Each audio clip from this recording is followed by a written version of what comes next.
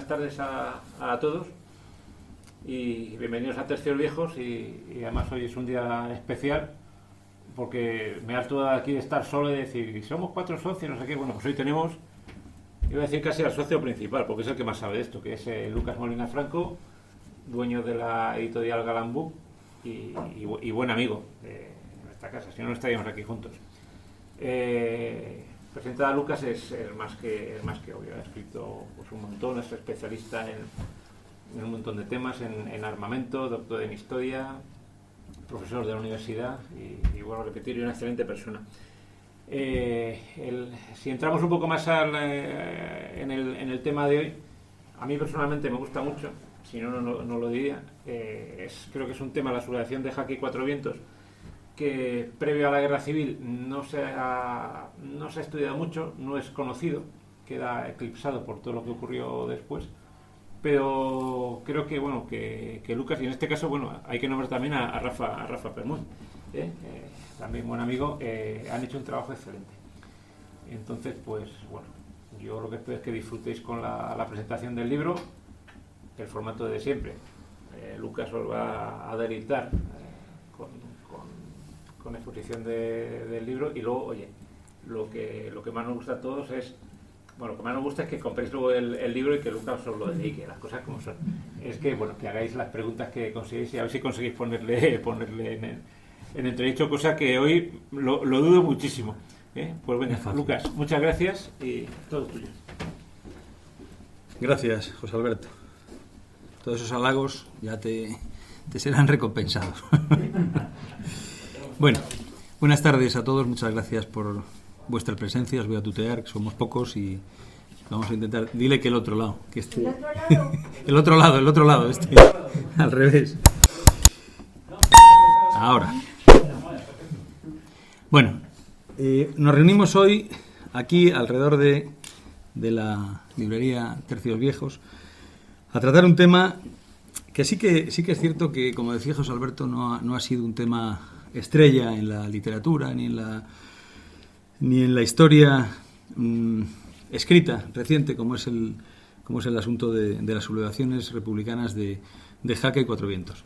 Sí que se ha escrito, evidentemente, hay bibliografía sobre el asunto, hay buena bibliografía, pero no ha sido un tema estrella. Sí es cierto que se ha utilizado políticamente, como todo lo que está relacionado con la República, se ha utilizado políticamente para ensalzar y para crear pues unas víctimas de primera, ¿no? Como son los capitanes Galán y García Hernández, que fueron los que fueron fusilados por todo este mare magnum de sublevaciones y golpes que dieron como resultado la República. En el fondo la República, que parece un régimen idílico, un régimen que llegó de una forma maravillosa, democrática, bueno, pues tiene también su parte fea. De hecho, yo le he titulado La República mediante el golpe militar, porque las sublevaciones de Jaque y de Cuatro Vientos no fueron otra cosa que golpes de Estado desde el punto de vista de los militares que se confabulan y se conjuran para dar un golpe de Estado para traer la República.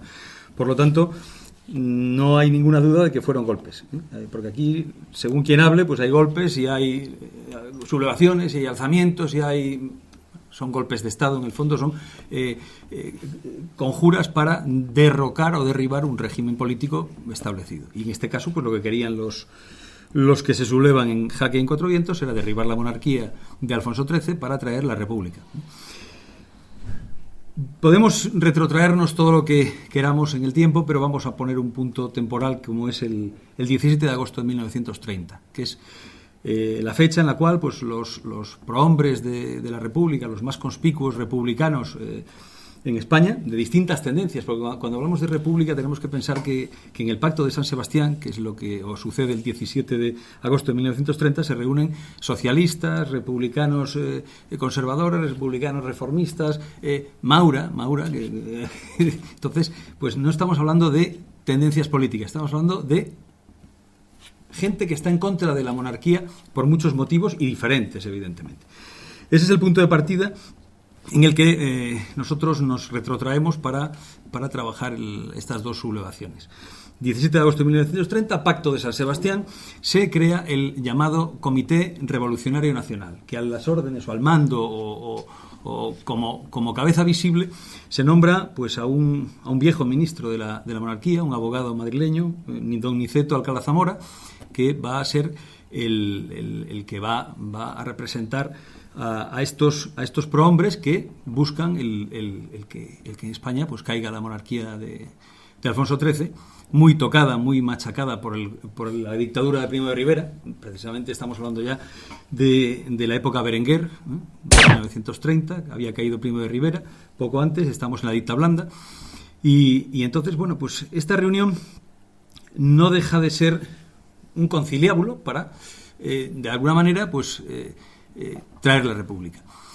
¿Qué ocurre? Que a la vez que se forma este Comité Revolucionario Nacional, que tiene un nombre, eso de siempre revolucionario, la verdad es que de revolucionarios los miembros del comité, algunos a lo mejor sí, pero en general pues eran pues políticos burgueses y de revolucionarios tenían poco. O sea, de hecho la CNT y todos estos partidos realmente revolucionarios les hacía mucha gracia, ¿no? El apellido de revolucionario, ¿no?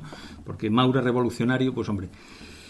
Pero bueno, se llaman así, y ese comité da origen también a un comité militar.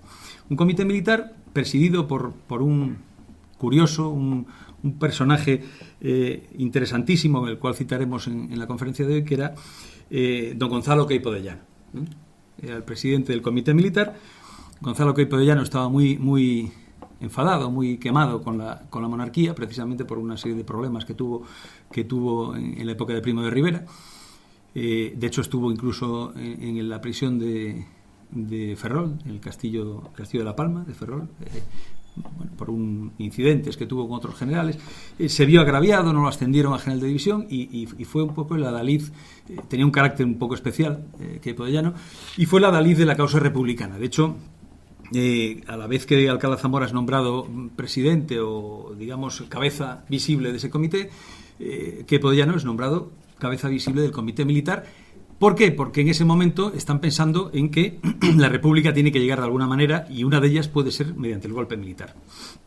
Queipo de Llano le promete a Alcalá Zamora de que si la República llega mediante ese golpe militar, los militares no van a pedir nada, de hecho no van a pedir ni medallas, y inmediatamente van a entregar el poder al Comité Revolucionario Nacional. Los militares simplemente van a ser el arma ejecutoria de ese golpe para traer la República, pero no van a, según Queipo de Llano, no van a dirigir ese golpe de Estado.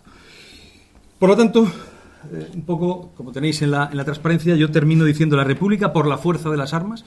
Efectivamente, el Pacto de San Sebastián programa el que la República tiene que llegar de alguna manera por la fuerza de las armas. Y ese es un poco el origen de nuestro estudio. Y como siempre, una vez que se programa algo, pues tiene que haber un ejecutor. Y aquí pues tenemos que hablar primero de uno y luego hablaremos de otro.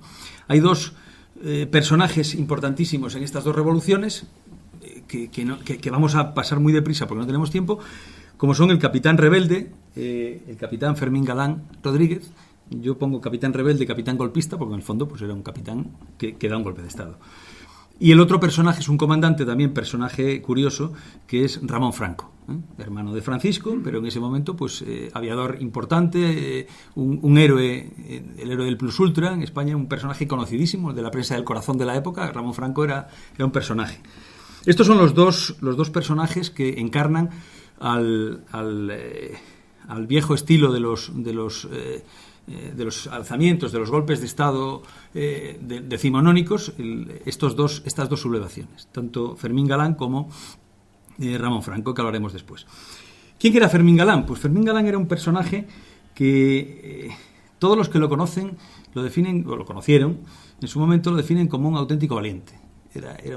Era un joven huérfano, su padre era suboficial de la Armada, que con otros hermanos que también tuvieron su papel en la República, conocidos jefes de unidades republicanas durante la guerra.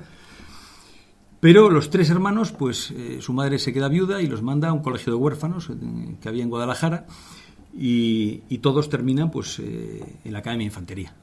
Era muy típico en esa época que los huérfanos de militar estuvieran en un colegio de huérfanos de militares y que muchos de ellos terminaran en una academia militar, sobre todo por la economía familiar. Sale de la Academia de Infantería como alférez en el año 1915 y después de varios destinos, algunos en la península, pero sobre todo en África, en la policía indígena, en cazadores, una unidad de cazadores que está también en África. En abril del 24, Fermín Galán es destinado a la Legión. La Legión tenía 4 años, era una unidad jovencísima del ejército español, y Fermín Galán pues pide destino voluntario y le dan la 7ª, un destino de teniente, porque era teniente cuando va a la Legión, de teniente en la 7ª compañía de la 3ª bandera. Está muy poco tiempo en la Legión, prácticamente un año largo, pero en los primeros meses es citado varias veces como muy distinguido en las órdenes del tercio de extranjeros, que se llamaba así la Legión en esa época, ¿no? Muy distinguido, valiente, echado para adelante, resolutorio, y de hecho Francisco lo reclama, en ese momento jefe del tercio, lo reclama a su lado, porque es un personaje con mucho valor. Y sucede un hecho que va en su vida, en la vida de Fermín Galán, que va a cambiar un poco el origen o el orden de valores que Fermín Galán tenía en ese momento. El 1 de octubre del 24, como tenéis, no sé si se lee desde allí, pero bueno, si no os lo cuento yo. El 1 de octubre del 24, en un poblado de la zona del protectorado que se llamaba Seruta, Galán, de teniente, manda lo que queda de 2 compañías. Estaban en plenas operaciones, el tercio extranjero sabéis que tenía pues muertos por todos lados, y el teniente Galán está al mando de lo que queda de la 1ª y de la 13 compañía en una columna de operaciones mandada por Franco. Y se le encarga pues hacer una avanzada en una zona que se llamaba Seruta, un poblado, un caserío, una zona del protectorado, y tiene unas órdenes muy concretas. Como segundo llevaba a otro teniente, que lo tenéis ahí. Bueno, es la siguiente diapositiva, perdonad. Lo voy a poner para que lo veáis. Los 2 tenientes que participan, están aquí los 2. Galán es el de la izquierda y Peire, Tomás Peire, es el de la derecha. Y en esa avanzada, en la zona del caserío, tenía unas órdenes concretas de Franco, que eran regresar, después de hacer la avanzada, regresar por el cauce del río e incorporarse otra vez a la columna. Pero no se sabe por qué. Fermín Galán desobedece las órdenes y cruza el poblado de Seruta, y se produce pues lo que suponemos que Franco pensaba que iba a suceder, una carnicería. En el poblado los emboscan, hay una emboscada y entonces muere el teniente Peire. Fermín Galán es herido en las 2 piernas, mueren varios legionarios, varios suboficiales, o sea, aquello es una auténtica carnicería. Y la columna de Franco tiene que retroceder e ir en apoyo de esta unidad, de esta pequeña unidad, los restos de estas compañías, para sacarlos del apuro. De hecho, cuando os comento, Peire muere, el teniente Peire muere, Fermín Galán es herido en las 2 piernas y Franco le echa la bronca. En el momento ese dice: ¿por qué has desobedecido las órdenes de venir por el cauce del río? No se sabe qué pasó, pero el caso es que Fermín Galán se va a recuperarse de las heridas que le habían infligido los moros, y ya prácticamente sí vuelve al tercio. Al final se recupera desde octubre hasta mayo. La recuperación debieron ser heridas bastante importantes, y prácticamente luego pues asciende a capitán y ya no vuelve al tercio. Pero sí que hay ese y luego, si queréis, como no voy a tratarlo porque sería muy largo, comentamos. De aquí vienen todos los comentarios que hay sobre la famosa laureada de Galán. De aquí surge, de este tema. Pero bueno, ya si tenéis alguna pregunta luego lo comentamos, el tema de la laureada. De hecho, deja la Legión en mayo del 25 y asciende a capitán en julio. Pero ya estaba el hombre con afanes muy diferentes. Participa en otro golpe de Estado que hay en el año 26 contra la dictadura de Primo de Rivera, la famosa Sanjuanada. Participa en la Sanjuanada, es detenido y condenado a 6 años y un día. Y como hay algunos militares en la sala, sabéis que 6 años y un día es pérdida de la carrera. Pierde la carrera, cumple la condena en Montjuic y separado del servicio, pérdida de la carrera, y lo mete en el castillo de Montjuic en Barcelona, y allí pues se dedica a leer pues a Bakunin, a Marx, pues una serie de lecturas que le promocionan su posterior evolución política, ideológica, vamos a llamar más que política, ¿no? ¿Qué ocurre en el año 30? Fijaos, 26, llevaba 4 años en Montjuic. En el año 30, pues Berenguer revisa todas las condenas que ha habido en la dictadura de Primo de Rivera y procede a decretar una amnistía a todos los que han sido condenados por distintos delitos. Y le toca a Fermín Galán, lo amnistían y vuelve al servicio otra vez, recupera su antiguo empleo de capitán, y otros dejan la carrera y no vuelven al ejército, otros que están en su situación, pero Galán decide volver otra vez al ejército y reincorporarse, y lo mandan destinado a la plaza de Jaca, al regimiento Galicia número 19, y estamos hablando ya de junio de 1930. Estamos ya en la antesala, en agosto es el famoso Pacto de San Sebastián, estamos en junio de 1930. Cuando llega a Jaca, se incorpora, Fermín Galán está absolutamente ideologizado, politizado, y realmente está ya no queriendo luchar, sino queriendo descabezar el régimen que realmente se le había metido entre ceja y ceja, y no parará hasta el mes de julio para intentar acabar con la monarquía e instaurar en España una república a su manera, lógicamente, y luego lo comentaremos, ¿no? ¿Qué pasa? También otro asunto importante, ingresa a la masonería. Fermín Galán, muchas veces ha dicho, de hecho hay constancia de que ingresa a la masonería, en el libro viene la logia, no recuerdo ahora mismo, ingresa a la masonería y de hecho él se conjura, en su entrada a la masonería, se conjura para no parar hasta derribar a Alfonso XIII. Y cuando llega al regimiento Galicia, fijaos que el regimiento de Jaca era muy curioso, porque Jaca es una plaza fronteriza con Francia, es una plaza importante, de hecho tenía una brigada en esa época, había un general que estaba en la Ciudadela, los que conozcáis Jaca, había un general, una brigada de cazadores de montaña, un regimiento Galicia, había un batallón de cazadores en Jaca, había una unidad de artillería, o sea, era una plaza importante, una plaza fronteriza, una plaza fuerte importante. Y de hecho él, ¿qué hace? Pues convence a muchos compañeros, se reúne con personajes no solo de Jaca, sino de Zaragoza, y se, proclama, o por lo menos se hace notar, para ser proclamado el jefe, del Comité Revolucionario Militar de Aragón. Igual que era Queipo de Llano a nivel nacional, pues él es el jefe del Comité Revolucionario Pro República de Aragón. Él se mueve muy bien también en Barcelona, Lérida, toca sectores anarquistas, la CNT, él se mueve prácticamente, se ha hecho comunista, no. Realmente Fermín Galán podemos encuadrarlo dentro de una ideología más bien anarquista, más que comunista, ¿no? Y se mueve muy bien en esos ambientes. De hecho, él convence a compañeros, se mueve, se comenta que había convencido incluso al general Gay, que era el que mandaba una unidad de artillería, que luego, curiosamente, están en el Consejo de Guerra Sumarísimo, que lo condena a muerte.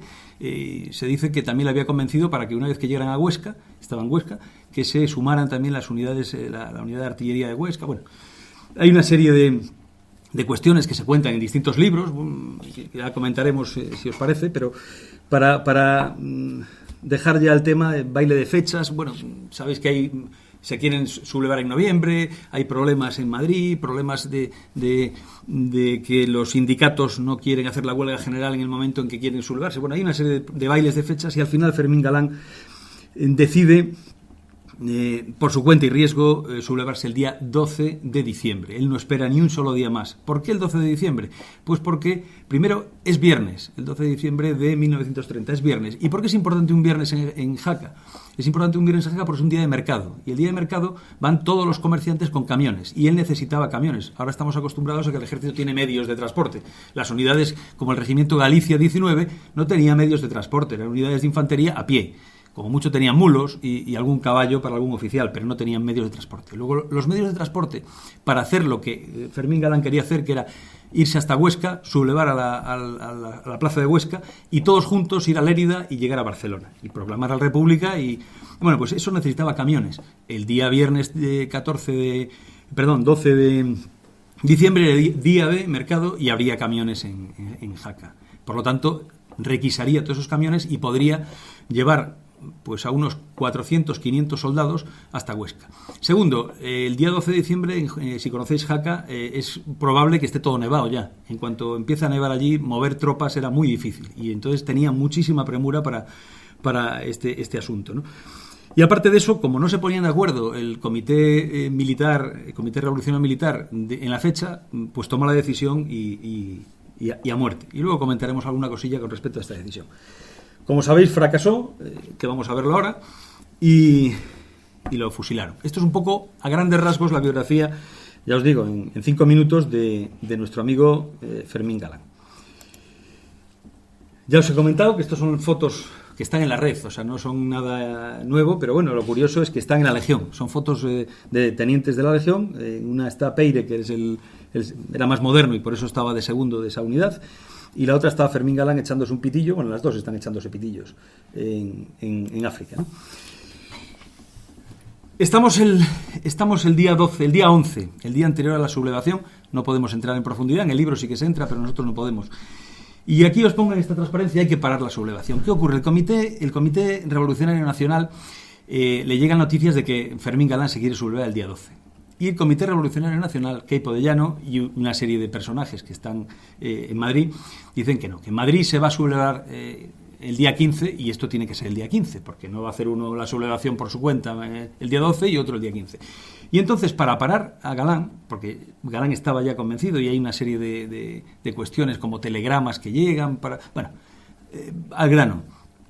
Para parar a Galán y decir, vamos a hacerlo todos el 15, mandan a este personaje que sale en esta foto, que se llama don Santiago Casares Quiroga, coruñés, gallego, republicano, dirigente de la Orga, una organización, un partido político galleguista republicano, y masón. Y ahí os pongo simbólico, San Just, este era el nombre simbólico de la masonería. Es enviado por el Comité Revolucionario Nacional. De hecho, él participa en el Pacto de San Sebastián y está en el Gobierno Provisional de la República. Lo mandan a Jaca con la misión de detener al capitán Galán, pararlo y decirle: no te subleves el día 12, que esto va al fracaso, vamos a esperar hasta el día 15, que es el lunes, 3 días. Y lo mandan en un coche. Se va él con otros personajes, Graco Marsá, el doctor Pastoriza, se van en coche hasta Jaca. Y es muy curioso, y esto es quizá lo más extraño de toda esta sublevación, es que va a avisar a Galán, pero paran a cenar por el camino, llegan a Jaca ya de madrugada, a las 11:30, prácticamente a medianoche, y en lugar, estamos hablando de la noche del 11 al 12, y en lugar de ir al hotel donde están reunidos, que además si no él, Graco Marsá, que era el otro personaje, un personaje muy curioso, sabía perfectamente dónde vivía Galán, porque todos estos capitanes vivían en los hotelitos de Jaca. En lugar de ir a la habitación donde están reunidos los capitanes, los que se iban a sublevar, se va a dormir al hotel. Y dice, bueno, ya mañana lo avisaré. Entonces, claro, eso nunca se ha sabido por qué no va con esa misión que trae de Madrid directamente a las 11:30, a las 12, a las 12:30, a decir, porque esto se va al fracaso. Se va a dormir y entonces, claro, no avisa a Galán. De hecho, él está en Jaca cuando empieza la sublevación, empieza a las 5 de la madrugada. Y de hecho, Sediles, os pongo ahí, el capitán Sediles, que es otro de los revolucionarios, ahora los comentamos, en un libro que publica en el año 31-32, o sea, recién instaurada la República, publica un libro en la editorial Zeus, que era de Graco Marsá, de este personaje que acompaña a Santiago Casares Quiroga. Publica un libro, Sediles, en Madrid, que acusa directamente a Casares Quiroga de enviarlos al matadero. O sea, de llegar a Jaca y no cumplir con las órdenes que tenía del Comité Revolucionario Nacional. Y de hecho, las palabras textuales en el libro de Sediles es: Casares se va a dormir y se guarda la orden del Comité Revolucionario Nacional, en el fondo de su conciencia. El fondo Sediles sabe perfectamente que si este hombre, representante, emisario del Comité Revolucionario Nacional, para a Galán no se subleva. Pero no hace nada. Entonces, esto es un poco el kit de la cuestión. ¿Por qué? Bueno, pues ¿por qué hace esto Casares Quiroga? Nunca dijo nada. Casares Quiroga, sabéis que es un personaje, es ministro en la República, de hecho es el presidente del Consejo de Ministros el 18 de julio del 36. ¿Por qué no avisa a Galán? Pues hay distintas preguntas. En el libro nos hacemos varias preguntas, esto entra en el terreno de las preguntas sin respuesta, pero ¿era la República que quería Galán la que ansiaba el Comité Revolucionario? ¿Esperaba Casares ver cómo evolucionaban los acontecimientos y, en caso de éxito, tomar las riendas del golpe? ¿Pensaba Galán realmente triunfar? ¿O solo pasar a la posteridad por su arrojo y servir de espoleta para la llegada de la República? Son preguntas que hacemos en el libro y que podemos hacer conjeturas, pero no sabemos, lo dejamos en el aire. El caso es que Mola, que en ese momento el general Mola, el famoso Emilio Mola, era director general de seguridad en la dictablanda, en el gobierno de Berenguer, y Mola, que era muy amigo y conocía a Fermín Galán de la época de África, siendo Mola coronel y Fermín Galán teniente, escribe en su libro, Memorias de mi paso por la Dirección General de Seguridad, escribe lo siguiente, que os lo pongo también ahí: no se concibe cómo un hombre que sabía algo de guerra y las dificultades de mover tropas pudo lanzarse a una empresa tan descabellada. La aventura solo podía durar hasta el momento de enfrentarse con el primer destacamento de tropas regulares, y así sucedió. O sea que realmente Mola pone en duda incluso la capacidad mental de Fermín Galán. Como un hombre que era militar de carrera hace esta barbaridad. Si no era pues por pasar a la posteridad, porque iba directamente al suicidio, porque él había pensado inmolarse para ser precisamente lo que llegó a ser, que era un mártir de la República. Bueno, pues Galán, cuando se subleva a las 5 de la madrugada en Jaca, no duerme esa noche, evidentemente, está con todos sus compañeros, los capitanes y tenientes que ahora citamos, decide dar un bando. Lógicamente, cualquier golpe de Estado, cualquier sublevación, pues exige un bando que se lee en la plaza pública y que se cuelga, o se pega en las paredes más importantes de la localidad. Y como no podía ser de otra manera, Fermín Galán da este bando. Un bando que, fijaos el texto, lo tenéis aquí, el de la izquierda es una copia del bando original, pero fijaos la cosa más, los detalles que tiene este bando tan cortito, con un artículo único, evidentemente.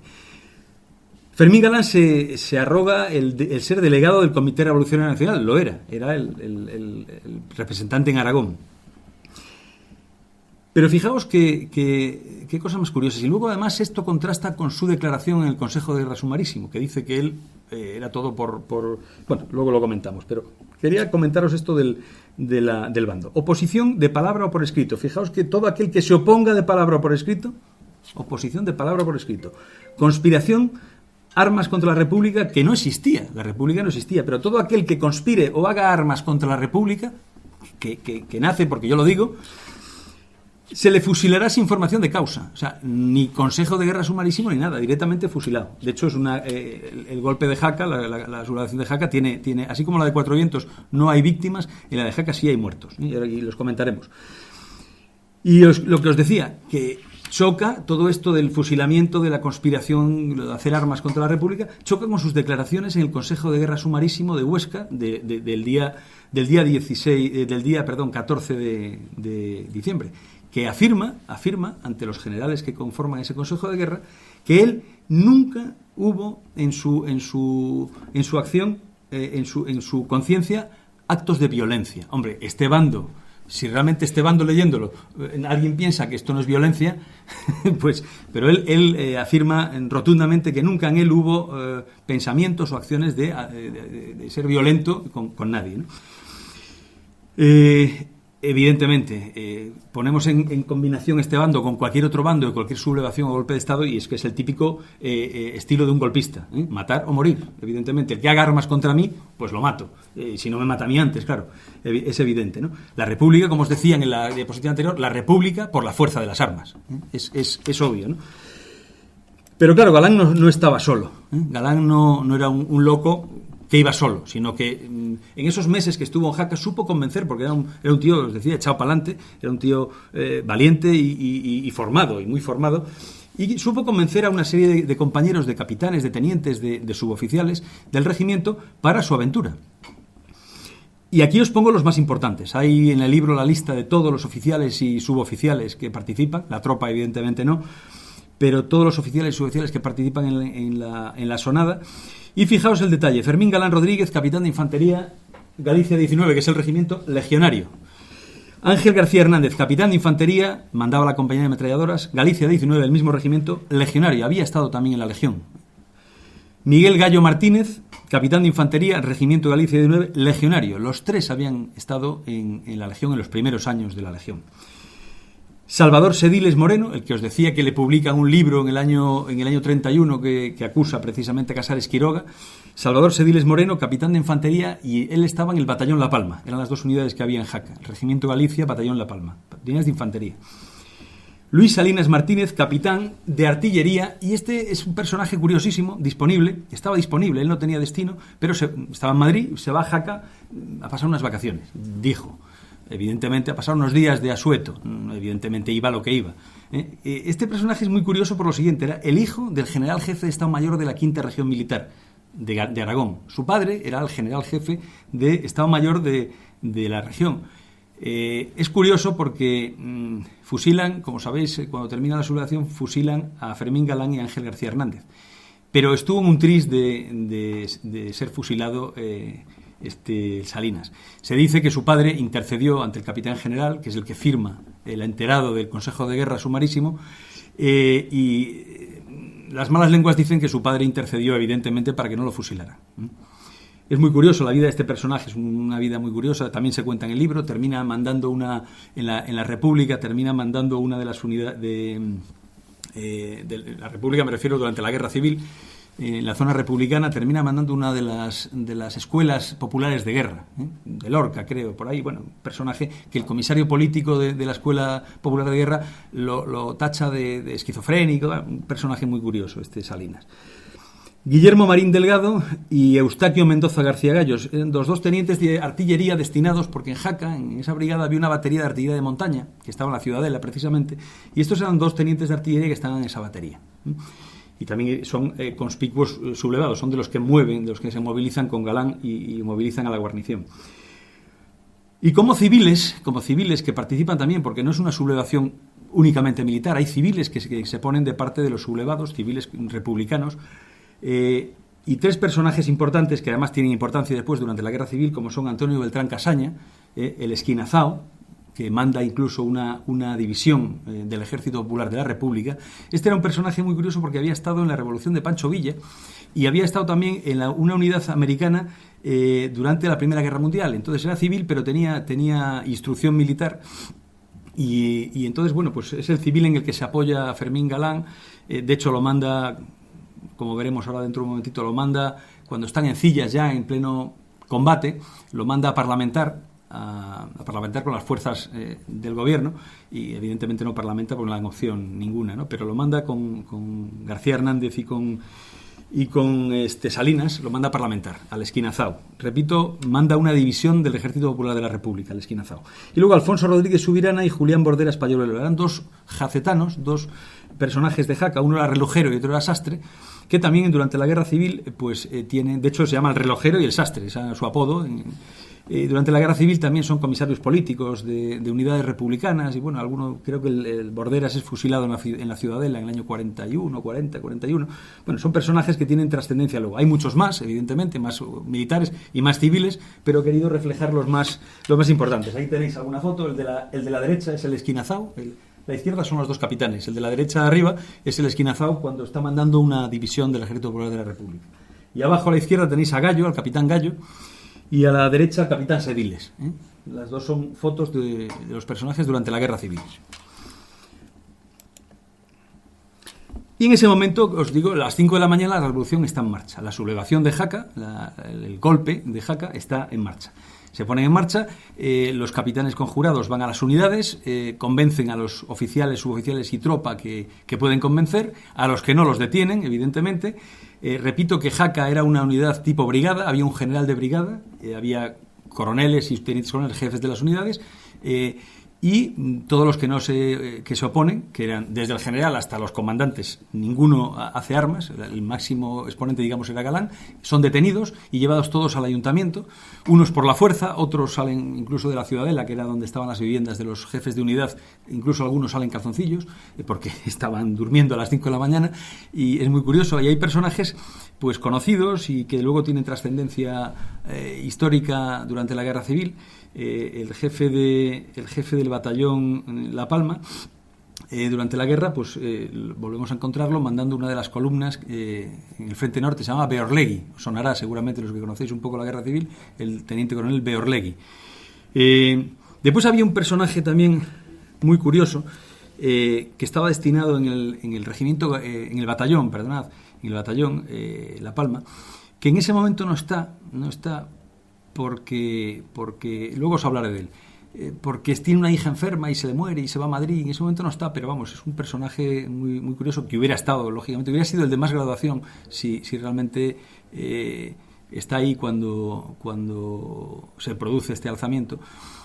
pero no está, y luego os contaré un poquito de él.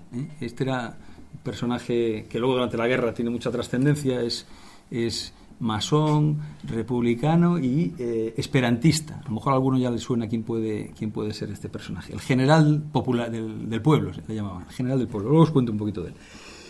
El caso es que es viernes, os decía, mercado, camiones, hace frío, pero están ahí y sublevan a la guarnición.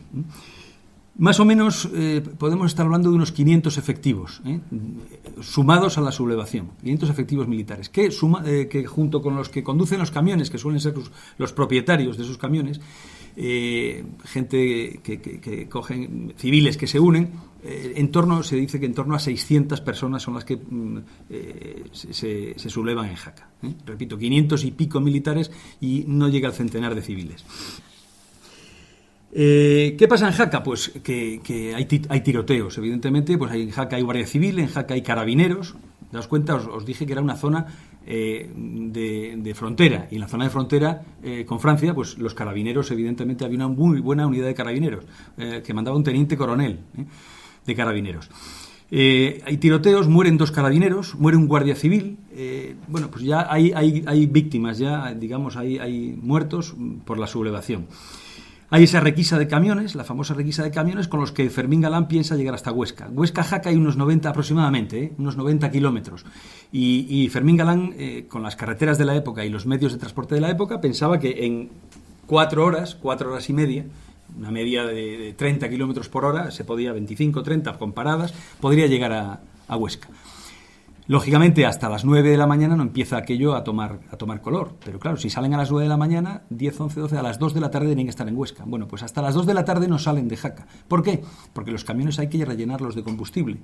Y no había ninguna estación de Repsol. No había ninguna estación de combustible en Jaca y tenían que llenarlo con embudos y garrafones. Bueno, imaginaos el caos aquel que pudo ser aquello. 4 horas están para llenar todos los vehículos, para ponerse de acuerdo, y cuando se dan cuenta no caben todos la tropa en los camiones. No hay suficientes camiones para movilizar a 500 soldados. ¿Qué pasa? Pues una parte del contingente tiene que irse en tren, vía ferroviaria, en tren hasta Huesca. Por lo tanto, ya se divide en 2 la columna. La columna de camiones la dirige Fermín Galán, la columna ferroviaria la dirige el capitán Sediles. Y salen a las 2 de la tarde los camiones, a las 2 de la tarde, y a las 4:30 de la tarde el tren que han parado unos trenes que vienen de Canfranc, y bueno, hay un follón, el famoso canfranero. El caso es que el retraso es brutal. De hecho, luego muchos de los que escriben, que participan en la sublevación, se tiran de los pelos y se llevan las manos a la cabeza diciendo, si es que fuimos un desastre, porque es que teníamos que haber salido a las 10 de la mañana y hasta las 2 de la tarde nos sale una columna y hasta las 4:30 la otra. Y es más, cuando el gobierno central se entera, el gobierno de España se entera de todo esto, pues ordena levantar las vías, y estos del que van en el tren, pues a los 20 kilómetros tienen que bajarse del tren, porque han levantado las vías los operarios de ferrocarriles, y el tren no puede seguir. Por lo tanto, tienen que ir andando hasta Ayerbe. O sea, que es un auténtico caos logístico y organizativo. El plan: llegar a Huesca, unirse a las unidades de la plaza y marchar, como os decía antes, a Lérida, a Barcelona vía Lérida.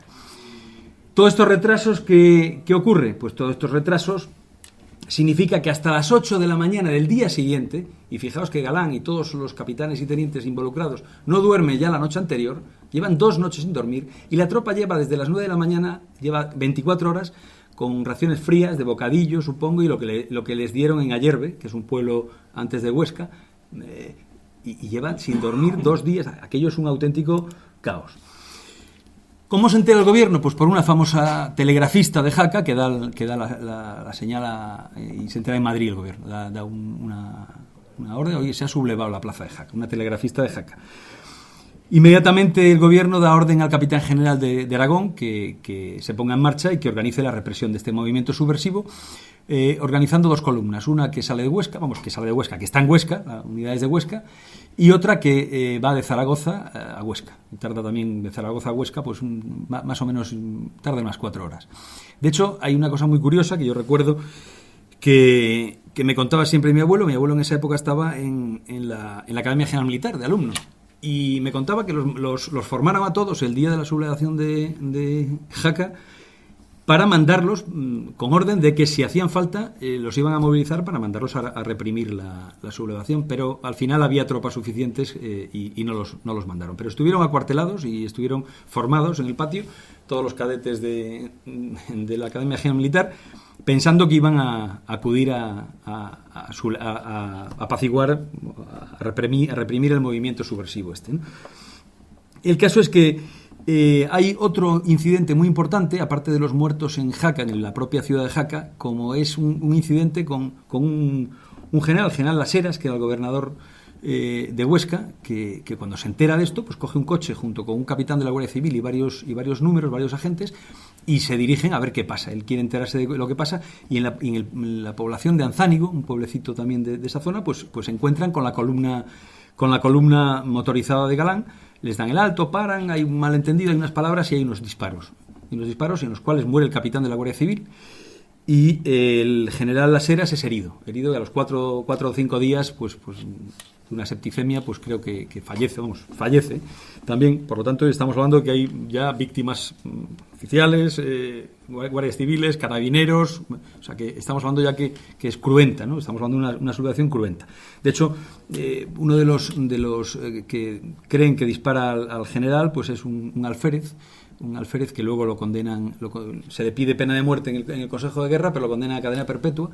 Y luego, curiosamente, pues bueno, como todos pues salen libres en la República, pero en el 36 se une a los nacionales, este alférez. Bueno, luego lo comentamos, es muy curioso. El caso es que dentro de este caos, os decía, tremendo, llegan a Huesca,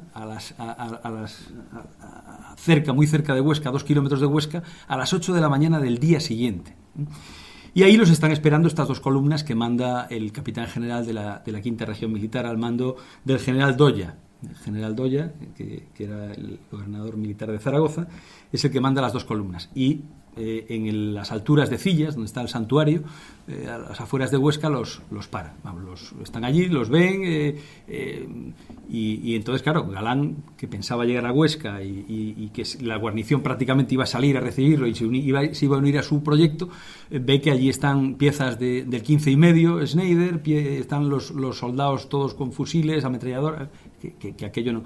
Y entonces manda de emisarios a García Hernández, a Salinas, como os decía, y al Esquinazau, al civil, para parlamentar. Y les da órdenes de que no hablen con generales ni con jefes y con oficiales de capitán para abajo, o con suboficiales o con tropa, que ellos no se mezclen con el generalato ni con los jefes, que ellos tienen que hablar con... no hablan con nadie porque cuando se presentan con bandera blanca directamente no les preguntan, los cogen, los detienen y pasan detenidos directamente sin mediar palabra. Caso que no se sabe quién empieza a disparar. Galán dice que empiezan las tropas gubernamentales, el general Doya dice que disparan primero los otros, pero el caso es que, bueno, pues se le ha llamado el combate de Cillas. Eso no es un combate, eso fue un no sé cómo definirlo. Fueron unos disparos, murieron poquitos, no murió mucha gente, murieron algunos soldados de Jaca, varios heridos, pero los de Jaca estaban cansados, estaban hasta el gorro, los soldados estaban allí, como los llevaban, salieron corriendo. O sea, sinceramente no hubo combate, porque un combate es cuando alguien lucha contra otro. Estos directamente se dieron la vuelta, salieron corriendo. Cuando Galán y sus oficiales ven que todos salen despavoridos, pues se dan la vuelta y salen también, se van. Y eso es, pues ese es el famoso combate, que no hay tal combate. Es cierto que en Galán se entrega inmediatamente en un pueblo al alcalde de Viscarrués, se entrega a él y varios oficiales que iban con él, Marín, teniente de artillería Marín y algún otro. Cada uno es una historia, porque hay algunos que se escapan y de hecho se consiguen zafar incluso de la justicia y se van, ahora hablaremos de ellos. Otros se entregan en Ayerbe, otros se entregan a los propios militares que están allí en Cillas. O sea, aquello es un auténtico desastre. Ahí veis un poco la octavilla, porque también tiran octavillas, algún aparato para los soldados que estaban escapándose en ese momento, que se entreguen, que realmente esto no ha tenido ningún tipo de repercusión en España, que no hay ninguna huelga general y que aquello es una auténtica locura. Y llegamos al Consejo de Guerra Sumarísimo. Aquello hay que dar un escarmiento inmediato, porque lógicamente el gobierno sabe que está que las cosas están mal, cuando hay una sublevación de este estilo y los ánimos están caldeados, los sindicatos están con huelgas. Hay un ambiente que, lógicamente, estamos hablando de diciembre del año 30, el gobierno tiene que dar un escarmiento. Y entonces el capitán general de la quinta región, se llama en esa época, Aragón, la región de Aragón, ordena que el Consejo de Guerra Sumarísimo se celebre al día siguiente. O sea, esto pasa el día 12, se sublevan, el día 13 es cuando ya la mañana del día 13 están en Huesca, y el día 14, domingo, fijaos, el 12 viernes, el 13 sábado, el 14 domingo, se celebra el Consejo de Guerra Sumarísimo en el cuartel de Huesca, en el cuartel de infantería de Huesca. ¿Y a quién procesan? Pues a los 6 primeros que cogen, a los 6 primeros, porque solo procesan a 6 en el Consejo de Guerra Sumarísimo, que son a Fermín Galán, a García Hernández, a Ángel García Hernández, al capitán Salinas, como os comentaba, y después 2 tenientes, que creo que eran Marín y otro, y un alférez. Eso es lo que procesan en el Sumarísimo. Preside el general Lazcano, defensor de todos los acusados, y después en otro proceso posterior el mismo, José María Vallés Foradada. Y en 45 minutos hacen todas las declaraciones los acusados y leen sus derechos, hacen sus actuaciones procesales, y en 45 minutos se reúnen, se retira el presidente y los vocales a deliberar. Evidentemente tiene que haber alguna pena de muerte, porque tiene que haber alguna pena de muerte. Galán y García Hernández son los dos oficiales más caracterizados, quizás, y son los que condenan a muerte. Os decía antes que Salinas es probable que su padre, jefe de Estado Mayor de la quinta región, la región de Aragón, pues hiciera algo porque lo que hizo Salinas lo hizo García Hernández, exactamente lo mismo. Es más, Salinas no estaba en Jaca destinado y acude a Jaca exprofeso para sublevarse, cosa que García Hernández está en Jaca sublevado, está en Jaca destinado. El caso es que Salinas no es condenado a muerte. Condena a muerte a Galán y García Hernández, y al resto los condena a los otros 4 a cadena perpetua. Hay un movimiento en España,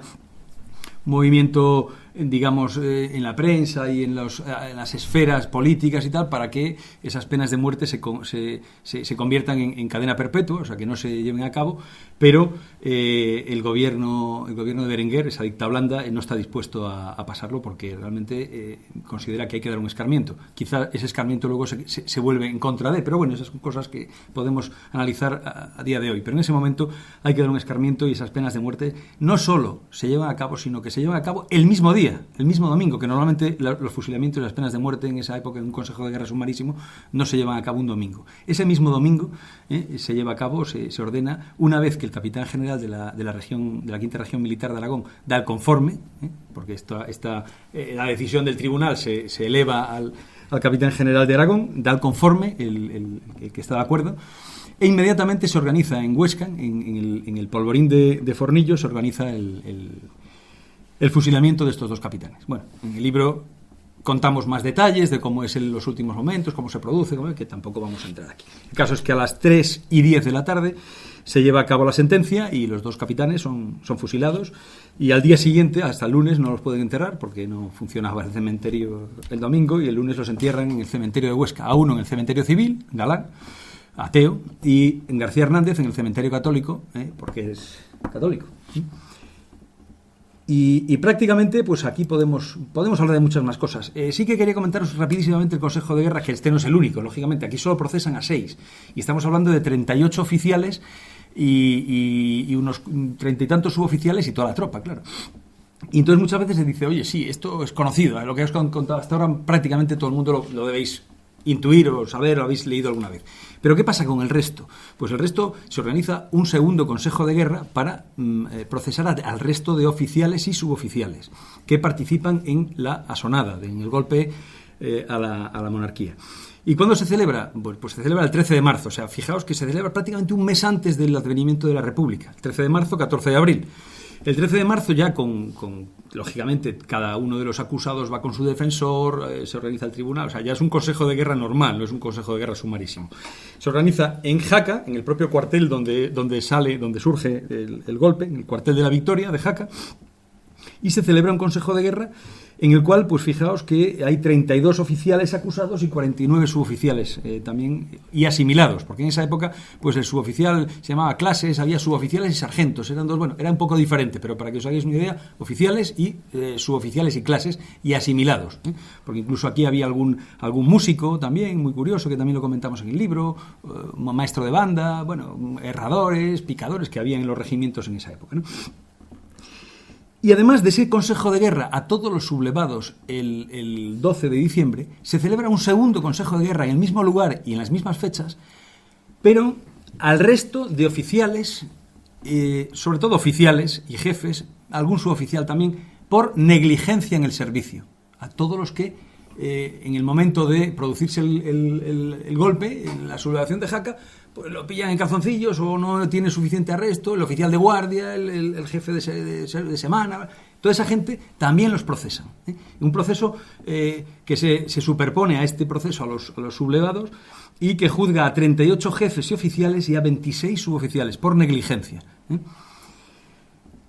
El presidente del tribunal es un general que luego lo veremos también en la Guerra Civil. Todos estos personajes, luego, 5 años después, están también. El general Gómez Morato, que es no se subleva en el 18 de julio y es, digamos, republicano, ¿no? Y en este consejo de guerra solo hay una pena de muerte, que es al capitán Sediles, que era un poco el tercero de a bordo, el capitán Sediles. Lo que pasa que esa pena de muerte, después de lo de Galán y García Hernández, el gobierno de Berenguer la conmuta por cadena perpetua. O sea que en este segundo consejo de guerra no se fusila a nadie y se dictan pues 4 penas de prisión perpetua y el resto pues diversas penas, muchas superiores a 3 años, de hecho muchos pierden la carrera y eso lo tenéis en el libro, no vamos a... Aquí simplemente os hago una estadística para pasarlo rapidísimamente y de puntillas, una estadística de condenas. Fijaos que hay 2 condenas a pena de muerte en el sumarísimo, que son Galán y García Hernández, que son fusilados. Otra condena de pena de muerte que os acabo de decir a Sediles, que es, digamos, conmutada por prisión perpetua. 8 condenas a prisión perpetua, 4 en el sumarísimo y otras 4 en el proceso de Jaca. 9 condenas a 20 años, 9 condenas a 12 años, 1 condena a 6 años, todas esas pierden la carrera. Y luego 4 condenas a penas menores de 3 años, y esos no pierden la carrera. Y 4 personajes que son juzgados en rebeldía, que no reciben condena porque no están, se han escapado. Han conseguido, es curiosísimo, también lo contamos en el libro, en un cuadrito, cada una de las 4 aventuras de estos 4 personajes que se fugan de Cillas, de ese combate, de ese supuesto combate, se fugan y consiguen llegar de distintas maneras, unos a Francia, otros se esconden en Madrid, otros, bueno, pues esos son 4 personas que son juzgadas en rebeldía. Curiosamente, uno de esos 4, creo que son capitanes todos. Son capitanes, los 4 son capitanes. Uno de esos 4 capitanes juzgados en rebeldía, luego durante la guerra participa en el bando nacional y llega coronel en los años 50, o sea que es muy curioso, todo el tema de Jaca es muy curioso porque no se puede decir que todos los sublevados en Jaca, todos eran pro-republicanos, pues tuvieron que luchar con la República durante la Guerra Civil, no, absolutamente no. Y de hecho, bueno, en los suboficiales os comento también, hay una condena a prisión perpetua, el sargento Burgos, que se cree que era el que disparó al general Lasera, tal. Y luego 42 condenas menores a 3 años y 6 absueltos. Ningún suboficial pierde la carrera más que el sargento Burgos. Bueno, de hecho, ninguno pierde la carrera, porque al mes siguiente la República rehabilita a todos. Pero realmente esto fue lo que se dio en el Consejo de Guerra, ¿no? Y la tropa, también lo contamos en el libro, la tropa no es condenada, no es juzgada. Primero, no es condenada, evidentemente, pero sí que es cierto que toda la tropa de Jaca la mandan a... chafarinas, destinada, y hace pues 1 año o 2 años más de mili. Con lo cual, pues hombre, hay un pequeño castigo, no hay juicio, pero hay un pequeño castigo a la tropa. Y también hablamos de un caso concreto de un soldado que hemos encontrado que participa y cuenta esa historia, ¿no? Que hemos encontrado el testimonio de un sobrino nieto, evidentemente no lo hemos encontrado porque ya no está, ¿no? Y la estadística, fijaos, esta estadística es muy interesante y la contamos con mucho detalle en el libro. De los sublevados en Jaca, ¿cuántos participan en la guerra civil en el bando republicano y cuántos en el bando nacional? Y encima por condenas, ¿eh? Fijaos que los condenados a perpetua, 6 participan durante la guerra civil en el bando republicano y 1 en el nacional, el que no me acuerdo exactamente quién era, el alférez que también, un alférez que también pega tiros y creo que mata al guardia civil, un alférez de la reserva, era de la escala de reserva. y otros, o en la columna de otros son los que pues o están enfermos y no participan en la guerra, o se han retirado ya, o alguno que fallece entre los años que median entre el 30 y el 36. Esos son otros que no participan en la guerra civil. De los condenados a 20 años en el proceso de Jaca, 6 participan en el bando republicano y 3 en el nacional. Sí. ¿Los que se hayan conocido los dos bandos era porque su cárcel estaba en ese territorio o fue por otro motivo? Pues ya tanto no te puedo decir. Claro, al principio tenía más territorio republicano, por eso No te puedo decir, no, probablemente sea por convicciones. Alguno podía ser porque le tocó en esa zona, pero ahí ya no hemos llegado. O sea, simplemente hemos constatado la presencia en un bando o en otro de estos personajes. Ya la interioridad de por qué realmente, si fue por motivo geográfico, por motivo ideológico, o por los dos motivos, eso no lo sabemos. Pero es una realidad, esto es real. Condenados a 12 años, 5 republicanos, 3 nacionales y 2 que no participan en la guerra. El condenado a 6 años participa en la guerra en el bando nacional. De los condenados en rebeldía, 3 capitanes participan en la guerra en el bando republicano y 1, el que os contaba, que se escapa y que luego participa en el nacional, que es un capitán del Galicia. Están todos los nombres en el libro, ¿eh? No quiero tampoco abrumar con todos los nombres, que es ridículo.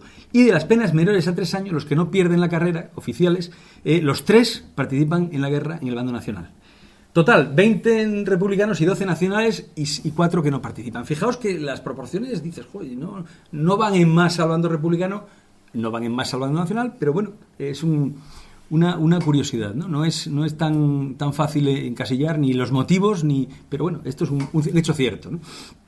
Y esto, en grosso modo, es la sublevación de Jaca. Hay miles de anécdotas, miles de detalles que en estos 45, casi 50 minutos me he pasado. Voy a dedicarle 10 minutitos porque es más sencilla, no en su desarrollo, pero sí que es más sencillo de hablar de Cuatro Vientos porque ya no tengo que contar los antecedentes. El día 15, como estaba previsto por el Comité Revolucionario Nacional que hemos hablado al principio, el día 15 hay la sublevación que se iba a dar en toda España, se da en la base aérea de Cuatro Vientos, aquí en Madrid. ¿Qué ocurre con esta sublevación? Pues fijaos que hay muchos involucrados también. Curiosamente, hay involucrados sobre todo de aviación. ¿Por qué? Porque en ese momento el servicio no era un ejército independiente, era un arma, era un servicio dentro del ejército, digamos, de tierra. No se llamaba ejército de tierra, era ejército y marina. Y dentro de ejército había una especialidad que eran los aviadores, aviación, que luego después de la guerra civil se independiza y se hace un ejército aparte. Pero en esa época eran todos pues capitanes de infantería, de intendencia, de artillería, de ingenieros, de lo que fueran. Pero hay muchos involucrados son del servicio de aviación. Y entonces, pues, el golpe en Madrid era fundamental, porque el de Jaca era un poco folclórico. Era un poco folclórico porque en Jaca, pues, ¿quién va? Pero en Madrid sí que era importante. Y además se contaba en un principio con que ese día, el lunes, día 15 de diciembre, se iba a declarar la huelga general. Los sindicatos UGT, CNT y el Partido Socialista Obrero Español apoyaban el declarar la huelga general. ¿Pero qué ocurre? Galán, con su aventura loca, echa para atrás, 3 días antes, echa para atrás al PSOE y al OGT y dicen que no, que el día 15, después de cómo está aquello, cómo está España en ese momento, que no van a apoyar la huelga general, se echan para atrás. Y esto lo saben los comprometidos. Queipo de Llano, que era el jefe del comité militar, que es el que va a dar la cara, sabe perfectamente que no va a haber una huelga general que apoye esa sublevación en Madrid, pero Madrid es fundamental. Y Madrid es fundamental, primero, porque es la capital de España. Segundo, porque en Madrid hay muchas unidades militares que Queipo cree que van a apoyar esta sublevación. Y aparte, al sublevar Cuatro Vientos van a tener a su disposición unos aviones con los cuales van a bombardear el Palacio Real. Y eso es una actuación brutal. Claro, bombardear el Palacio Real pues es como hizo Pinochet en el Palacio de la Moneda. Bombardeas el palacio donde está el jefe del Estado. Eso es brutal. Y entonces, con esto pensaban que esto iba a ser el golpe de gracia. ¿Qué falla? Pues falla ya desde el principio que Queipo de Llano se desanima. Se desinfla el día anterior cuando se entera que el PSOE y la UGT no van a apoyar la huelga general y dice que esto hay que pararlo, pero ahí hay un personaje que dice que de pararlo nada, que es Ramón Franco Bahamonde. Dice que no. Ramón Franco Bahamonde es un personaje auténticamente peculiar. Si peculiar es Galán, Franco es bastante más peculiar que Galán. Franco, si leéis una de las cuestiones que contamos en el libro, que no la escribimos nosotros, sino que nos hacemos eco de lo que dice un personaje como Hidalgo de Cisneros, jefe de la aviación republicana durante la Guerra Civil, en ese momento destinado en el protectorado, en una unidad de aviación, si leéis lo que escribe Hidalgo de Cisneros, yo realmente me tronchaba, porque cuando define a Franco, a Ramón Franco, no me resisto a leeroslo, es muy cortito. Hidalgo lo manda a su jefe, que era Camacho, el que luego también es jefe de la aviación republicana, lo manda Camacho a la península porque dice que tiene que unirse a esta sublevación. Y va a visitar a los republicanos de su servicio, los más amigos, los aviadores. Y uno de ellos que visita es Ramón Franco, que está escondido porque se había escapado de prisiones militares, que estaba preso, un rocambolesco. Lo de Ramón Franco se escapa con unas cuerdas que le rada y cierra los barrotes. O sea, es de auténtica película. Y está escondido, no se sabe dónde, pero está escondido. Y entonces lo va a visitar Hidalgo de Cisneros y cuenta en su libro sus memorias, las memorias de Hidalgo de Cisneros, cuenta lo siguiente de Ramón Franco, es desternillante. Dice: cuando entré en la habitación donde estaba Franco, me quedé sorprendido por su aspecto. Su palidez contrastaba con una gran barba que se había dejado crecer, muy negra, y unos pelos muy largos y revueltos. Tenía puesto un traje de paisano bastante estropeado y una camisa abierta de cuadros de franela que dejaba descubierto la abundante y negra pelambrera de su pecho. Dice, era un verdadero tipo de bandido de Sierra Morena. Daba miedo verle.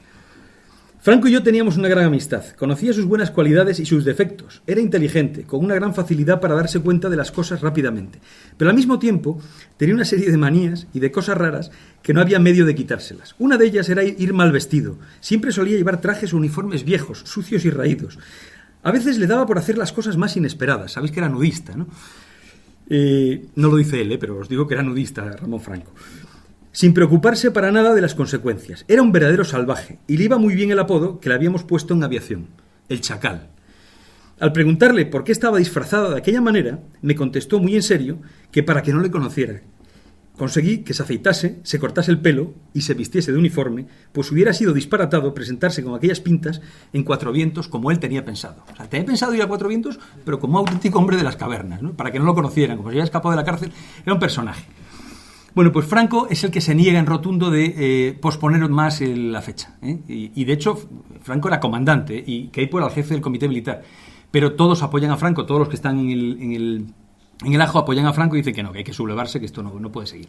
Y Queipo de Llano, también en sus memorias, en su libro sobre la sublevación de Cuatro Vientos, pues dice que bueno, contra su criterio, pues todos toman esa decisión y él, como jefe del comité, pues tiene que seguirlos y se pone su uniforme, que él estaba fuera del ejército ya, trabajaba en una fábrica, se va a la fábrica, tenía un uniforme escondido, se pone el uniforme, pero deja todas sus pertenencias, las medallas, los anillos y tal, los deja en casa porque él sabe que van al fracaso absoluto, porque no quiere llevarse pertenencias de valor, lo deja en casa sabiendo que van al fracaso absoluto. O sea, que ellos van a Cuatro Vientos, por lo menos Queipo como jefe de la sublevación, se van pensando que eso va a ser un desastre. La mayoría son aviadores, pero hay también algún personaje del ejército que no es aviador, que no es del servicio de aviación, como tenéis ahí los más importantes. Y hay dos nombres muy curiosos. Uno es Mariano Muñoz Castellanos.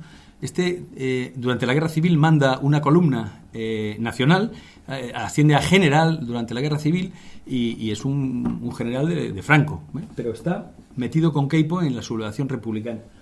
De hecho, es un personaje muy curioso, Muñoz Castellanos. Y luego hay otro personaje también, que creo que ahí no lo he puesto, pero se llama Puig, un teniente coronel, el segundo realmente, el teniente coronel Puig, que también es un personaje, fue legionario, de capitán o de comandante, no recuerdo ahora mismo. Estuvo en la Legión también y es un personaje que además es de los que se fuga, ahora lo comentamos, ¿no? El resto son aviadores. Arturo González Gil, el famoso ingeniero aeronáutico que crea la avioneta GP, junto con Pazó, Hidalgo de Cisneros, que es bien conocido seguramente como jefe de la aviación republicana, Ángel Pastor, Velasco, José Martínez Aragón, Carlos Roa, que luego lucha con la aviación nacional en la Guerra Civil, Alfonso de los Reyes, el que estaba en la cárcel con Ramón Franco, que había perdido la carrera ya antes, Pablo Rada, el famoso Rada del vuelo del Plus Ultra, Álvarez Builla, personajes que luego todos tienen su trascendencia, la mayoría, durante la Guerra Civil. Vale, pues estamos ya en la madrugada del día 15 y los implicados en coches particulares pues se dirigen todos ellos al aeródromo de Cuatro Vientos, a las órdenes de Queipo. Todos estos personajes que os he citado en la transparencia anterior entran en la base, todos de uniforme, y convencen a algunos oficiales y suboficiales para que se subleven. El resto, la mayoría, no se sublevan y pasan todos detenidos al pabellón. Los meten allí, y además bajo palabra de honor de que no van a hacer nada porque no tienen gente prácticamente para tenerlos allí vigilando, ¿no? Arman a la tropa, la tropa en general, pues como en Jaca se une a la sublevación, y los mecánicos de vuelo, muchos mecánicos, y empiezan, estamos ya a las 9, prácticamente a las 8 de la mañana, empiezan a preparar aviones para volar, porque tenían previsto, repito, bombardear el Palacio Real, lanzar octavillas sobre Madrid y ver un poco todo cómo está Madrid, pensando que esa huelga general todavía algo se puede mantener, ¿no? Algún sindicato tipo CNT puede mantenerla. ¿Qué ocurre? El desorden de Galán, pues se ve reflejado también en el desorden y el desastre de los de Cuatro Vientos. No hay bombas, las bombas no están en Cuatro Vientos, están en el polvorín de Retamares, no hay bombas. Para bombardear el Palacio Real no tienen bombas, tienen que mandar a gente al polvorín, desarman a los del polvorín, un follón. Se empiezan a retrasar también las cosas. No hay octavillas, hay que prepararlas a la imprenta de Cuatro Vientos a montar las octavillas, las tienen que preparar sobre la marcha, in situ. Se toma la estación de radio Cuatro Vientos, se empiezan a lanzar mensajes, se declara república, es una de las cuestiones más importantes de esta sublevación. O sea, desde la estación de radio sí que se mandan mensajes a todas las bases aéreas de que la república está declarada en Madrid, en Cuatro Vientos. Y al final consiguen poner unos cuantos aviones en vuelo. Esos aviones pues eran los famosos Breguet 19, unos aviones de reconocimiento y bombardeo ligero, que despegan a las 8 de la mañana y lanzan las octavillas que han hecho ya en la imprenta, unas octavillas sobre la marcha.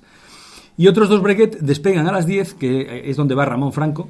En el libro tenéis todos los tripulantes, todos los detalles de cada uno de los aviones, dispuestos a bombardear el Palacio Real. Y ahí es un poco donde Franco decide, cuando ve que Madrid está como cualquier lunes de normal y corriente, ahí no hay huelga, que la gente está por la calle, abren los negocios, a las 10 de la mañana ya están los mercados, y en el Palacio Real hay niños jugando y madres con los niños paseando, y Franco dice: yo no puedo bombardear el Palacio Real porque puedo matar a unos niños. Y la causa republicana, si muere una criatura, se va al carajo. O sea, evidentemente vuelve con las bombas en el avión. Y cuando vuelve a Cuatro Vientos, ya desesperado y desilusionado, porque no va a bombardear el Palacio Real, ve que las fuerzas del general Orgaz, que las ha mandado el gobierno, están rodeando ya Cuatro Vientos. Hay una serie de actuaciones que no vamos a entrar, de Queipo intentando sublevar a las unidades de campamento. Bueno, el caso es que al final, cuando vuelve Ramón Franco, serían las 10:30, 11 de la mañana, ve que ya las tropas empiezan a montar ahí los obuses de 15,5, iguales que los de Jaca y tal, y empiezan a bombardear la base. Franco aterriza y ya inmediatamente dice que ya esto está perdido, y decide, con los más importantes de los sublevados, fugarse en aviones y irse a Portugal, que es lo más cercano. Irse a Portugal porque, evidentemente, pues si no, pues caen en manos del gobierno y saben lo que les espera, ¿no? Y al final consiguen poner en funcionamiento, llenar los depósitos, porque no es lo mismo dar unas vueltas por Madrid en unos Breguet que irse hasta Portugal. Estamos hablando de, pues, que hay 400 kilómetros hasta la frontera aproximadamente, en línea recta, pues más o menos. Tienen que llenar los depósitos de los aviones, tienen que ser aviones que estén funcionando, y los mecánicos de Cuatro Vientos les echan una mano a los más importantes, les preparan 5 aviones, 2 Breguet, me parece, o 3 Breguet, un de Havilland DH9 y un Loring R3. Esos son los aviones que consiguen poner en funcionamiento, 5 aviones, con 12 de los que están ahí en la base. 12 significados golpistas, pongo yo, porque realmente pues eran golpistas y eran los más significados. Se va Queipo de Llano, se va Ramón Franco. Creo que la siguiente, no sé si lo tenemos aquí, bueno, no. En el libro están los 12 que se consiguen fugar a Portugal. Llegan a Portugal, también os contamos en el libro todas las peripecias para aterrizar. Unos rompen el tren de aterrizaje, otro llega de milagro, otro se equivoca, aterriza en España y vuelve a despegar y llega a Portugal, está muy cerquita, está en Badajoz. Bueno, el caso es que todos llegan a Portugal, son internados, piden asilo político y están unos días en Portugal. Les dan unos pasaportes de circunstancia y les deja salir, el gobierno portugués les deja salir. Y todos deciden irse a París, excepto uno de los 12, que es el teniente coronel Puig, que con sus santos bemoles se coge el tren en Lisboa y se presenta en Madrid. Nadie lo detiene de la Dirección General de Seguridad, se coge otro tren, se va hasta Santander y en Santander coge un barco y se va a Francia. El teniente coronel Puig, un fuera de serie. Luego muere en el 36, muere en la Sierra, aquí en Madrid, al mando de una columna de milicianos. El resto llegan a París de distintas maneras, unos vía Londres, otros vía Bélgica. En el viaje de los de Bélgica se van a visitar al famoso coronel Macià, el famoso Macià que estaba también exiliado. Bueno, el caso es que llegan todos a París, y ahí tenéis una foto en la de arriba, que es un banquete en honor del del que los acoge, a todos los exiliados republicanos en París los acoge un periodista que se llamaba Carlos Esplá, que está ahí prácticamente al final, un señor así con una cabeza grande. Está al lado de Indalecio Prieto, que también se habían ido unos cuantos, que no hemos hablado de eso porque no viene al caso, pero también se habían ido unos cuantos del Comité Revolucionario, que los detuvieron una parte y otra parte se escapó.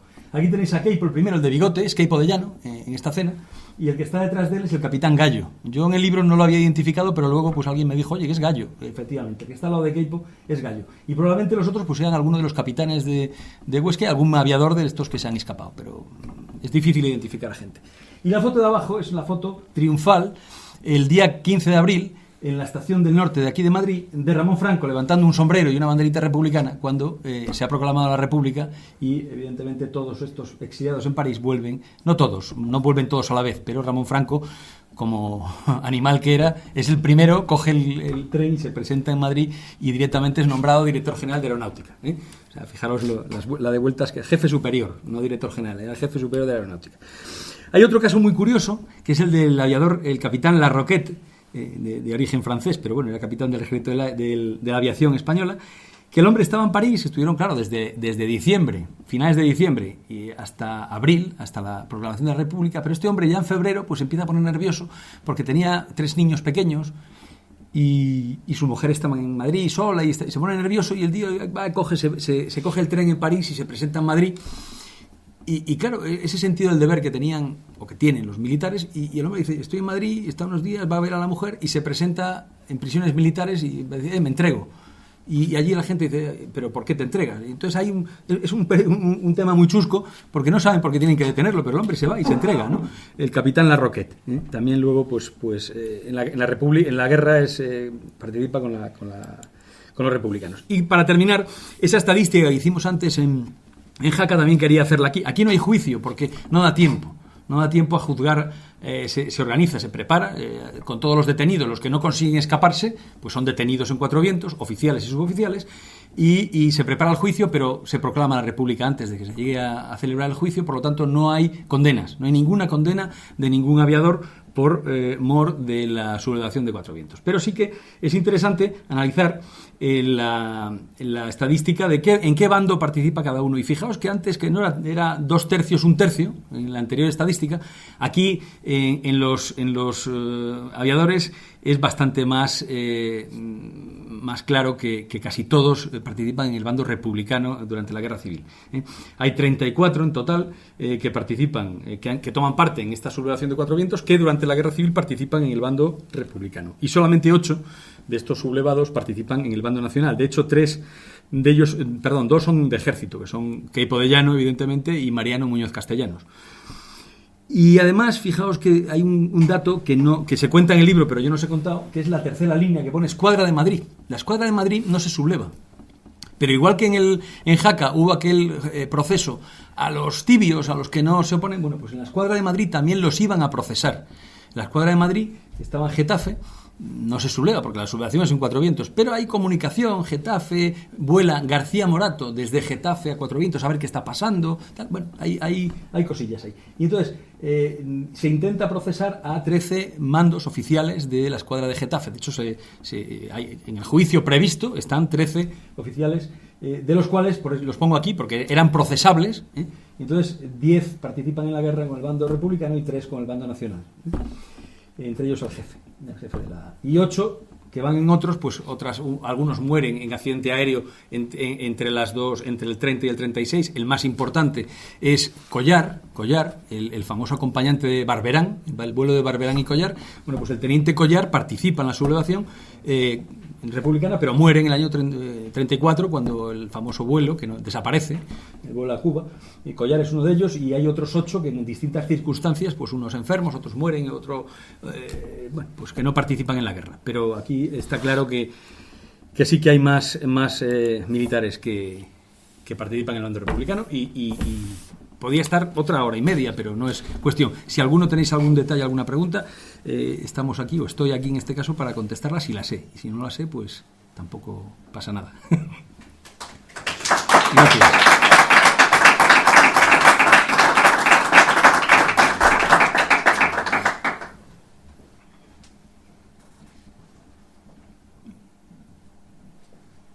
No hay preguntas. Yo quería hacerte una. Gracias. Has hecho hincapié, o me parece a mí, en los 3 compañeros legionarios de Galán. ¿Lo has hecho con intención o no? ¿O te da a ti algo especial en que efectivamente al final fueran legionarios y tuvieran ese espíritu de hermandad y demás legionarios, y a lo mejor fue por eso por lo que se apuntaron? He hecho hincapié porque me parece muy interesante, porque era un cuerpo nuevo en los años 20, año 24, año 25, y muchos de los que están con él coinciden con Galán en Marruecos. Por eso probablemente es más fácil de convencer a García Hernández, que lo conocía. De hecho, había mandado una unidad de teniente con Galán de ametralladoras. García Hernández está más años que Galán en la Legión. Está 4 o 5 años en la Legión. García Hernández creo que está hasta el 28, si no me equivoco. Y Galán, ya os conté que estuvo un año escaso, un año largo, de marzo a mayo. Pero los conoce, claro que los conoce, y por eso es importante, y por eso subrayo que eran legionarios, porque ese espíritu que se habían conocido en Marruecos, se habían llevado en Marruecos, se habían combatido juntos, y probablemente es más fácil de convencer. Fijaos el detalle, os comentaba que Galán era tenía ideales anarquistas, era ateo, absolutamente ateo. En cambio, García Hernández era católico practicante. Entonces, bueno, esas cosas que pasan, dices, oye, y probablemente era republicano, pero probablemente su ideología no era anarquista, la de García Hernández, seguro que no. Y es un héroe de la República, es un mártir de la República. Pero estoy convencido que García Hernández tenía unas ideas políticas completamente distintas a las de Galán. Pero ese espíritu de compañerismo, ese espíritu, exactamente. Por eso es importante señalar que eran legionarios, por eso también lo pongo ahí. Es muy interesante. En el libro hacemos unas pequeñas mini biografías de todos los personajes más importantes, señalando su trayectoria vital anterior a la sublevación de Jaca y posterior en el caso del que las haya. Evidentemente Galán y García Hernández no hay posterior, pero los demás sí, Gallo, Salinas, Sediles muere aquí, Sediles muere en Madrid, no en Madrid, a la vuelta de Toledo estuvo... Sediles es un personaje también de los muy curiosos y está entre los que están sitiando el Alcázar de Toledo. Sediles manda una de las unidades que sitian el Alcázar de Toledo. Y cuando Varela entra en Toledo, los republicanos retroceden y se vienen para Madrid. Bueno, pues Sediles, volviendo para Madrid del Alcázar, tiene un accidente de coche y muere ahí, capitán Sediles. Y otros personajes, como os comenté, Salinas, o como puede ser cualquiera de los capitanes, incluso algún teniente que está ahí, ¿no? Hacemos una pequeña trayectoria vital de los que sabemos. Hay algunos que se tienen muy pocos datos, ¿no? Sobre todo los alféreces, los suboficiales. Comentamos un tema muy interesante de un suboficial que, gracias a un amigo mío, un asimilado a suboficial, no era suboficial, era maestro de banda. Pero es muy curioso porque este hombre pues era de Jaca y se subleva, lo procesan, lo defiende el mismo que defiende Galán y García Hernández, Vallés, el capitán Vallés, y lo condenan, pues no recuerdo, una pena, no pierde la carrera, de 3 años o 2 años y medio. Y su trayectoria vital hace que después, en el 36, se una al alzamiento en Jaca, porque el Regimiento Galicia 19, como sabéis, en la guerra civil, participa en la guerra con el bando nacional.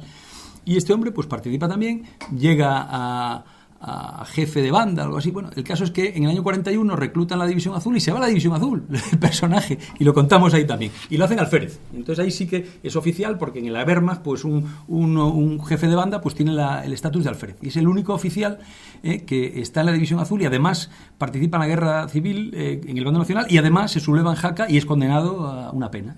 Es curioso. Entonces lo ponemos como caso extremo, como caso curiosísimo, ¿no? De este hombre que se llama Gracia Ibor, se llama. Mariano Gracia Ibor. ¿Has nombrado que Galán fue laureado de San Fernando? Galán es laureado de San Fernando legionario. La Legión no quiere reconocerlo. Yo aquí he seguido para hacer el trabajo sobre la laureada de Galán, que no he hablado de ella a propósito porque pensaba que alguno ibas a preguntarme por ella. El que ha estudiado más el caso, y hay que atribuirle a cada uno justicias, dar a cada cual lo que se merece. Y el que ha estudiado profundamente el caso es el hoy general de división, entonces comandante, creo, Vallenilla. Lo conoceréis seguramente, el general Vallenilla, que está aquí en Madrid destinado, parece en la escuela de guerra, en la escuela superior o algo así. Y él tiene un artículo hace muchos años que estudió la trayectoria de la laureada de Galán. Y la laureada de Galán es de lo más peculiar, sí, es laureado legionario, pero creo que la Legión no está muy conforme. Es una laureada absolutamente... repito, no es mío, esto es de Vallenilla, yo puedo opinar, pero es una laureada concedida con calzador. concedida a machamartillo. Era el líder, era el auténtico mártir de la República, y hazaña en el momento en que el 14 de abril, el 15, el 16, reactiva el mover el tema de la laureada. Se ha dicho mucho en función de que era un resentido. Me decía alguien, oye, Galán era resentido porque no le habían dado la laureada. No, Galán no pidió la laureada en los años 20, cuando la pidieron los padres de su compañero, ese que salía en la foto, Tomás Peire, el teniente que muere en la acción en la que Galán es herido en las dos piernas. Los padres de este hombre, de este teniente, sí que le reclaman, piden que se abra juicio contradictorio porque creen que su hijo ha sido un héroe y se merece la laureada. Entonces hay un juicio contradictorio y con los pasos correspondientes para esto, que está todo muy tasado, y pasado el tiempo, el que decide ese juicio contradictorio dice que no tiene méritos para ser acreedor, o no está dentro de las condiciones que tienen que reunir un militar para ser condecorado con la laureada de San Fernando. Entonces se la deniega. Hablamos de los años 20, esto fue en el 24, 26, 27, esto se demora, ya sabéis, bastantes años, ¿no? 26, 27, no recuerdo. Cuando Galán sale de Montjuic, sale de la prisión de Montjuic, rehabilitado como capitán otra vez, había perdido la carrera por participar en la sanjuanada, sale de Montjuic y entonces activa, es decir, con los mismos méritos, con lo mismo que se le ha intentado dar la laureada a mi compañero, yo quiero que se active un caso, que se abra un juicio contradictorio, a ver si yo soy merecedor de la laureada. Galán tenía, de hecho no os lo he comentado, pero las palabras de Mola definen perfectamente el espíritu y cómo era Fermín Galán. Fermín Galán, fijaos, de Queipo, no de Mola. Dice, Galán era un hombre de mentalidad enferma, hombre de un despejo natural grande, había desvirtuado su propio espíritu con lecturas que no había podido digerir, que le habían trastornado como los libros de caballería de Don Quijote, haciéndole creer en su superhombría. Tenía un exagerado concepto de sí mismo. Eso es lo que mejor define la personalidad de Galán. La modestia no contaba entre sus cualidades. Eso lo dice Queipo de Llano como jefe de la sublevación de Cuatro Vientos, ¿eh? Y Mola, para remarcar esto que dice Galán, Mola, director general de seguridad, habló de Mola antes de la guerra. Estos son declaraciones tanto de Queipo y de Mola, no después de la guerra civil, antes, o sea, en la República. Y Mola dice, el éxito de la rebelión de Jaca es probable que hubiese traído la República, pero de lo que no cabe la menor duda es que ésta hubiera tenido que luchar en primer término contra el capitán Galán, hombre poco propicio por su arrojo y ambiciones a dejarse arrebatar el primer puesto en el nuevo régimen. Entonces, este era un personaje muy peculiar. Y entonces, cuando sale de la cárcel de Montjuic, activa un juicio contradictorio para a ver si él tiene méritos para la laureada. Estamos hablando, cuando sale de la cárcel, es en el año junio, antes de junio del 30. En junio lo destinan al Regimiento Galicia. En el mismo año 30, cuando él se subleva en diciembre, se inicia el juicio contradictorio, pues en mayo, no es exactamente el mes, pero ese año. ¿Qué ocurre en el mes de diciembre? Lo fusilan. ¿Y qué ocurre en febrero con la administración militar? ¿Cómo vamos a continuar con un juicio contradictorio cuando realmente que lo ha pedido ha fallecido y se paraliza el proceso administrativo para ese juicio contradictorio? Año 31, febrero. ¿Qué hace hazaña el 14 de abril, el 15, el 16? Reactivar ese proceso, dar orden de que se reactive en el Ministerio de la Guerra el proceso de concesión de la laureada. Se reactiva el proceso de concesión de la laureada, se vuelve a crear un tribunal, bueno, como el Consejo Supremo de Órdenes Militares, bueno, se reactiva otra vez y se nombra vocal ponente al famoso general Picasso, el que hace el expediente Picasso del desastre de Anual. Es el que informa sobre el proceso de concesión de laureada. Y el general Picasso, con una honradez que le honra y que destella, dice que, igual que su compañero Peire no tenía méritos suficientes para obtener la laureada, Galán tampoco los tiene. Y presenta su informe. Y el Consejo Supremo de Órdenes Militares, como buenos pelotas del régimen que se acaba de instaurar, por mayoría no, por unanimidad, excepto Picasso, dicen que hay que concedérsela. Y por orden, está aquí, no te puedo decir exactamente la orden por la cual se le concede, lo tengo clarísimo, vamos, la laureada de Galán. Por orden, fijaos, solo Picasso, el vocal ponente, hizo gala de su independencia al mantener voto particular en contra, sosteniendo las conclusiones de su propio informe. El Consejo celebrado el 28 de agosto del 34 decidió proponer la concesión de la laureada de San Fernando a Fermín Galán. El presidente de la República firmaría la resolución del expediente el 8 de septiembre del 34, poco antes de la Revolución de Octubre, publicándose en el Diario Oficial al día siguiente. O sea, el día 9 de septiembre podéis mirar en el Diario Oficial que se concede la laureada de San Fernando al capitán Galán por los hechos cuando era legionario en Ceruta. Se lo concede la República. La República, claro, sí. Pero no se lo concede la República, se lo concede se lo conceden durante la República. Durante la República se lo concede el Consejo, se llamaba el Consejo de Asamblea de la Orden, Consejo Supremo de Guerra y Marina, la Asamblea Suprema de la Orden de San Fernando. Todos por unanimidad, excepto Picasso. El general Picasso es el que se opone, pues como haciendo gala de independencia. Es decir, si al otro, al que muere, que estaba con él, no tiene mérito suficiente según todos los... y él tampoco. Pero se la dan. Por eso la Legión en general no es muy propicia a airear la laureada, pero la tiene, la tiene. De hecho, legalmente la tiene. Es una de las que la Legión dice que el legionario que tiene la laureada. O sea, dentro de todas las que tiene está la de Galán. O sea, que no tiene más remedio que reconocerlo, aunque interiormente pues efectivamente... Claro, no hacen gala de Galán. No hacen gala de Galán. Pero es curioso. Y esto se debe al teniente coronel o comandante Vallenilla, con su investigación que hizo en su momento y publicó hace muchos años ya, cuando era comandante estatal de división, el sacar todos estos datos. O sea, no son míos, pero bueno, yo me lo he estudiado también y me lo he trabajado porque me parecía muy interesante. Yo, de hecho, era de la opinión de que él era un resentido porque no se la habían concedido en los años 20. No, él no la pidió hasta el año 30. Él no la pidió, no inició el expediente del juicio contradictorio hasta que salió de la cárcel por la sanjuanada, en el año 30. Así que Galán estaba poco tocado por otros motivos, pero no era resentido, seguramente tenía un resentimiento contra la humanidad en general. Él es autor, nosotros hemos publicado una obra de Galán, la novela famosa de la barbarie organizada, que pasó por la Legión hace muchos años, y bueno, pero también publicó otros libros de índole político, ideológico, se llama Nueva Creación, el libro de Galán, en el cual expone su teoría política. Un anarquismo próximo a Bakunin, y una cosa de lo más curiosa, ¿no? Durante su encierro, ¿no? Claro, la escribió durante su encierro en Montjuic. Sí. Se empapó de lecturas que, como decía Quepo de Llano, como a Don Quijote, le perturbaron el raciocinio, ¿no? Pero bueno, era un valiente, ¿eh? O sea, independientemente de todo esto, a cada uno hay que darle lo que era. Un tío chapalante y demostró en todas las actuaciones un venao, con lo que se suele llamar un venao, porque realmente el tío pero arrostró perfectamente sus obras, y de hecho intentó por todos los medios que solo condenara a muerte a él mismo.